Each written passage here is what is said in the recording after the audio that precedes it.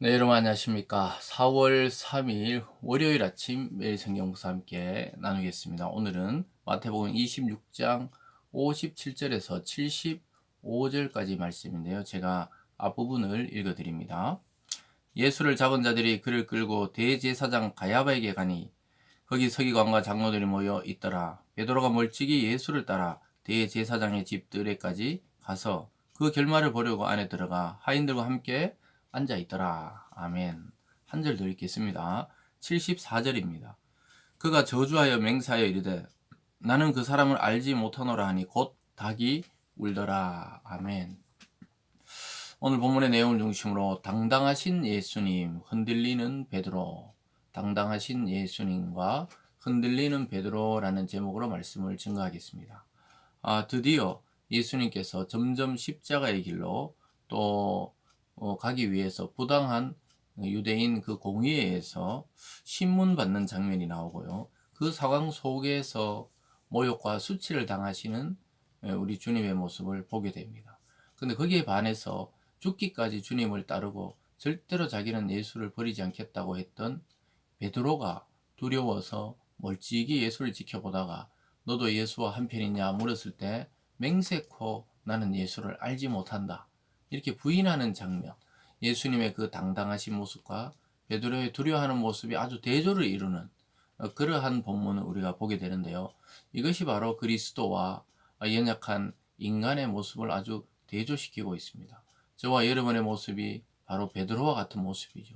우리가 삶 속에서 때로는 주님을 믿지 않는 것처럼 베드로처럼 부인할 때가 있고 침묵할 때가 있다는 사실을 우리는 이것을 통해 아주 예리하게 우리 자신을 살펴볼 필요가 있습니다.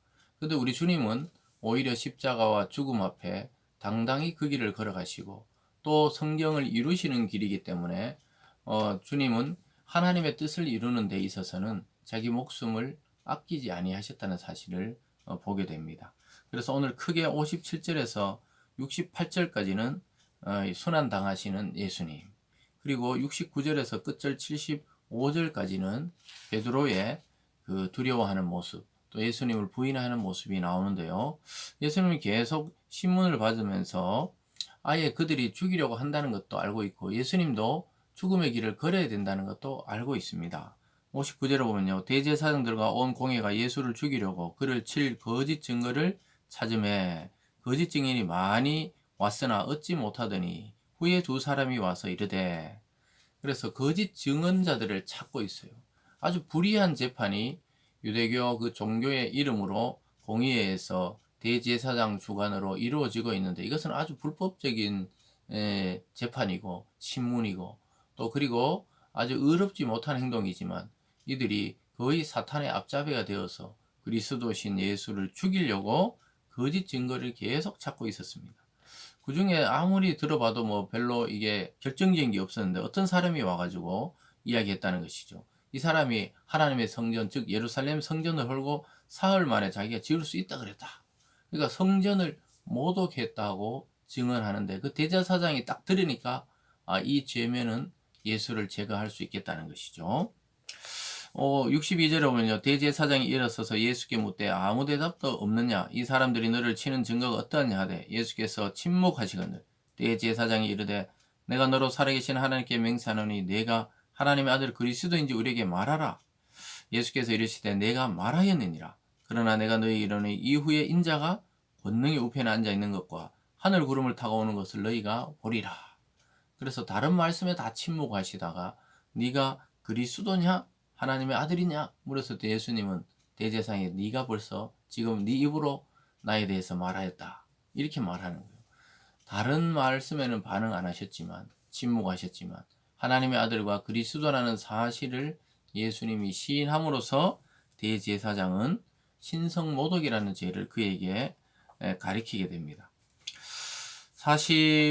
65절에 보면요. 이에 대제사장이 자기 옷을 찢으며 이르되 그가 신성모독하는 말을 하였으니 어찌 더 증인을 요구하리요. 보라 너희가 지금 이 신성모독하는 말을 들었도다.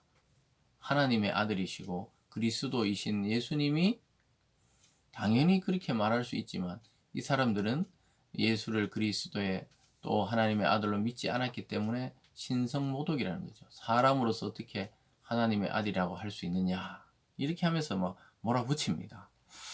그러니까 결국 사람들은 47절에 이에 예수의 얼굴에 침 뱉으며 주먹으로 치고 어떤 사람은 손바닥으로 때리며 이르되 그리스도야 우리에게 선지자 노릇하라 너를 친자가 누구냐 하고 조롱하는 모습을 보게 되죠. 예수의 얼굴에 침을 뱉고 따귀를 때리고 주먹으로 얼굴을 때리고 참 있을 수 없는 일이 일어나고 있죠. 자기들을 구원할 메시아 그리스도에게 침을 뱉고 주먹질하고 그 가슴 아픈 일들이 일어나고 있죠. 그러면서도 자기들은 무슨 행동을 하는지 모르고 있는 겁니다. 결국은 하나님의 아들이신 예수는 그 길을 따라 주님의 말씀을 따라 구원의 길을 가지만 이렇게 저주하고 침뱉고 했던 자들은 영원히 구원받을 수 없는 그런 악한 자들로 기록되고 있는 것입니다. 이 많은 과정 중에 예수님은 몸부림치거나 고함을 치거나 화를 내시지 않고 당당하게 주님은 하나님의 뜻을 따라 걸어가고 있어요. 이 와중에 베드로의 모습을 한번 보겠습니다. 베드로는 처음부터 멀리 따라가고 있어요. 58절에 보면 베드로가 멀찍이 예수를 따라 대제사장의 집들까지 가서 그 결말을 보려고 안에 들어가 하인들과 함께 앉아 있어요. 모르는 척하고 멀리서 주님을 바라보고 있는 것이죠. 그랬을 때 이 뛰어넘어서 69절에 보면요. 베드로가 바깥들에 앉았더니 한 여종이 나와 이르되 너도 갈릴리 사람 예수와 함께 있었도다 하거늘 베드로가 모든 사람 앞에 부인하여 이르되 나는 내가 무슨 말 하는지 알지 못하겠노라. 모든 사람 앞에서 예수를 부인합니다. 그래서 예수님의 그 결말 자기 스승 예수가 어떻게 되는지 궁금하면서도 두려움에 군중 속에 숨어 있다가 한 여자가 나와가지고 너도 예수와 함께 있었다 하니까 난 모른다고 절대 알 수 없었다고 나는 그를 모른다 그래요. 또 한 번 가보면요 72절에도 베드로가 맹세하고 또 부인하여 이르되 나는 그 사람을 알지 못하느라 하더라. 74절에도 그가 저주하며 맹세하여 이르되 나는 그 사람을 알지 못하려나 하니 곧 닭이 울더라. 예수님이 예언하신 것과 똑같은 게 그날 밤, 그 날이 새기 전에 그날 저녁에 예수님 잡히실 때 너가 나를 앞으로 부인하게 될 것이라 그랬는데 베드로가 절대로 죽어도 부인하지 않겠습니다. 옆에 있는 제자들도 우리도 그렇습니다.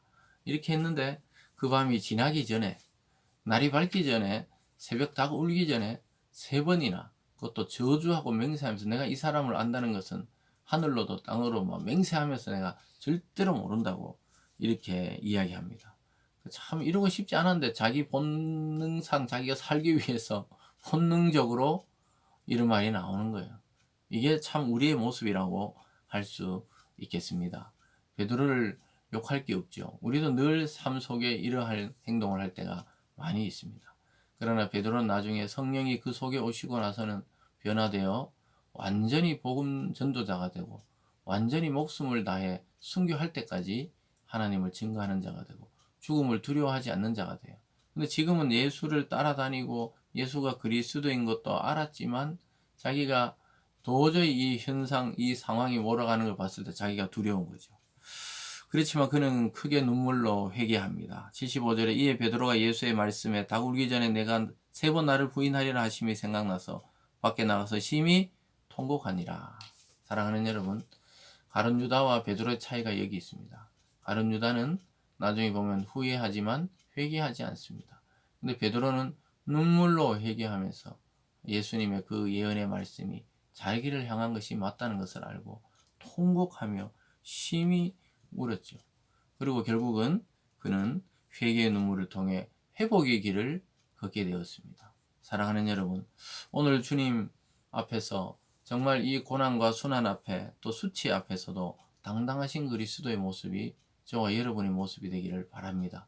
또한 때로는 베드로 같은 이러한 우리가 부인하는 모습 속에서도 다시 한번 기회를 주시는 하나님께 회개하며 또 그 길을 걸어갈 수 있는 우리들이 되기를 바랍니다. 기도하겠습니다. 사랑의 하나님 아버지, 고난주간을 보내며 주님의 그 당당하신 모습과 우리의 부끄러운 모습이 교차되는 것을 깨닫게 됩니다.